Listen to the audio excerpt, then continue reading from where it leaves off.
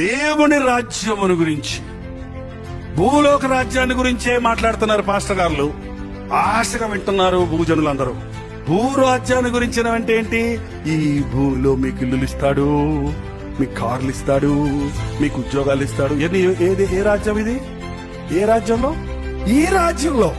ఈ రాజ్యంలో మీరు గొప్పవాళ్ళు అవుతారు, ఈ రాజ్యంలో మీరు ఆశీర్వదించబడతారు అని అన్ని భూ సంబంధమైన వాటినే మాట్లాడుతుంటే అది యేసుక్రీస్తు బోధ కాదు. యేసు ప్రభువు బోధించినప్పుడు, నోరు తెరిచి బోధిస్తున్నప్పుడు ఆయన పరసంబంధమైన విషయాలు బోధించేవాడు. భూలోకంలో పరలోకాన్ని సంతోషం కలుగజేసే రీతిగా ఎలా బ్రతకాలి అని నేర్పించేవాడు. పరలోకమందున్న తండ్రి ఆనందించినట్లుగా భూలోకంలో ఉన్న జనులమైన మనం ఆయన్ని ఎలాగూ సంతోష పెట్టాలి, ఆయన ఎదుట ఎలా జీవించాలి అన్న విషయాలు నేర్పించేవాడు.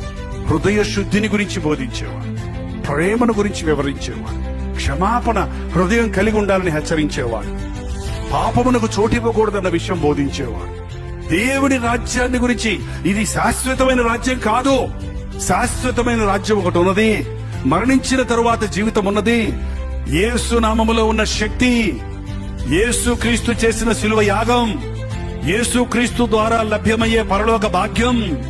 ఈ మాటలు చెప్పకపోతే మనుషుల్లో పరివర్తన జరగదండి, పశ్చాత్తాపం కలగదండి, రక్షించబడరు, దేవుని రాజ్య వారసులు కాలేరు.